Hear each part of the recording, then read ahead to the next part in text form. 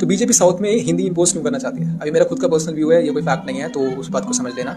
तो इंडिया के जितने भी हिंदी स्पीकिंग स्टेट्स हैं, मध्य प्रदेश हो गया, यूपी हो गया, हरियाणा हो गया, मे भी गुजरात भी हो सकता है उसमें, राजस्थान हो गया, तो इन स्टेट्स में बीजेपी का जो स्ट्रॉन्ग होल्ड है वो बहुत ज़्यादा है। बीजेपी को क्या चाहिए? बीजेपी के जितने भी बड़े लीडर्स हैं वो सारे हिंदी बोलने वाले लीडर्स हैं, चाहे वो प्राइम मिनिस्टर हो गए, होम मिनिस्टर हो गए, या फिर यूपी के चीफ मिनिस्टर हो गए, they are all speak in Hindi. तो जो साउथ के स्टेट्स हैं वहाँ पे हिंदी बोलने वाले लोग नहीं हैं, वहाँ के जो लोग हैं वो प्रेफर करते हैं उनकी लोकल लैंग्वेज, रीजनल लैंग्वेज बोलने वाले लीडर्स। क्यों प्रेफर करते हैं? क्योंकि जो लैंग्वेज है एक बहुत अच्छा मीडियम बनता है एक कनेक्ट बनाने का। तो जो हिंदी स्पीकिंग लीडर्स हैं वो कनेक्ट नहीं बना पाते हैं साउथ में, तो उनको चाहिए होता है ट्रांसलेटर। वो जाते हैं वहाँ पे जब स्पीच देते हैं तो ट्रांसलेटर लेके जाते हैं, वो ट्रांसलेटर से अपनी स्पीच देते हैं, तो उससे इतना अच्छा कनेक्ट नहीं बनता है। Take it as an example कि अगर कोई फ्रेंच इंसान यहाँ पर इंडिया में आके आपको कुछ बोले तो और हिंदी का एक ट्रांसलेटर लेकर आए तो आपको प्रॉब्ली नहीं सुनने का मन करेगा। लेकिन अगर कोई डोनाल्ड ट्रंप जैसा बंदा इंडिया में आके बोलता है, क्योंकि आपको इंग्लिश आती है, तो आप डोनाल्ड ट्रंप को फिर भी सुन लोगे। सिमिलरली जो रीजनल लीडर्स हैं आप उनको फिर भी सुन लोगे। लेकिन अगर कोई नॉर्थ इंडिया से Hindi speaking leader India south India में जाता है, जाकर वहाँ पे बोलता है कुछ ना कुछ, अपनी स्पीचेस देता है, या फिर नॉर्मल स्पीचेस में भी, क्योंकि नरेंद्र मोदी जो स्पीच देते हैं या फिर कोई और बड़ा लीडर जो स्पीच देता है इंडिया को एड्रेस करने के लिए, वो भी हिंदी में ही होती हैं, उनको ट्रांसलेट किया जाता है रीजनल लैंग्वेजेस में।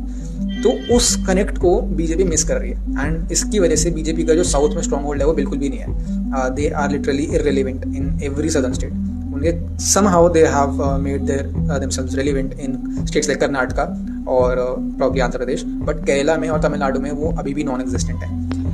दिस इज द रीजन कि वो तमिलनाडु में हिंदी को इतना ज़्यादा इम्पोज करना चाहते हैं, बट तमिलनाडु ने हमेशा से हिंदी को अपोज किया, and there is a reason for that. Tamil is oldest language in India, it's even older than Sanskrit, you need to understand this. और इंडिया में कोई भी एक नेशनल लैंग्वेज नहीं है कि आप ये बोलोगे हिंदी नेशनल लैंग्वेज है तो सीखनी चाहिए सबको। Hindi is an official language, and बहुत सारी ऑफिशियल लैंग्वेज हैं इंडिया में। तो इम्पोज करना और कंपल्सरी बनाना, ये इंडिया में पोस्ट इंडिपेंडेंस भी कांग्रेस की गवर्नमेंट ने ट्राई किया था तमिलनाडु में, जो कि बैकफायर कर गया था। Leaders like Periyar they agitated against it. उन्होंने बोला कि नहीं, हमें नहीं चाहिए हिंदी को ज़बरदस्ती इम्पोज करना, हमें नहीं सिखानी अपने बच्चों को Hindi. When we have Tamil which is the oldest language in India, तो वो क्यों सिखाएंगे हिंदी? ऑब्वियस सी बात है। तो इसकी वजह से जितने भी अरेस्ट हुए, जितनी भी एजिटेशन हुई, जितने भी रिवोल्ट्स हुए, आफ्टर सम ईयर्स हिंदी का जो इम्पोजिशन था वो तमिलनाडु से हटा दिया था, और हिंदी को as an optional subject Tamil Nadu में प्रैक्टिस किया जाने लगा था। आज भी हिंदी एक ऑप्शनल सब्जेक्ट है हर सदर्न स्टेट में, बट इम्पोज कहीं पे भी नहीं करी जाती है। तो बीजेपी का जो ये इम्पोज करने का तरीका है, I think it as a political motive. What do you guys think?